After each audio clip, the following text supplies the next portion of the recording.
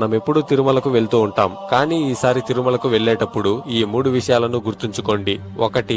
తిరుమల కొండపై చెప్పులు వేసుకుని తిరగకూడదు.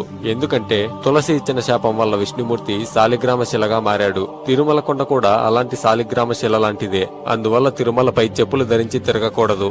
2. తిరుమల చాలా పవిత్రమైన స్థలం. కొత్తగా పెళ్లైన దంపతులు 6 నెలల పాటు తిరుమలకు వెళ్లకూడదు. ఎందుకంటే తిరుమలకు వెళ్లే వారికి ఆ గోవిందుడి మీద భక్తి తప్ప ఇంకేమీ మనసులో ఉండకూడదు. కొత్తగా పెళ్లైన దంపతులకి మనసులో కామవాంఛలు ఎక్కువగా ఉంటాయి. అందువలన కొత్తగా పెళ్లైన దంపతులు 6 నెలల పాటు తిరుమలకు వెళ్లకూడదు.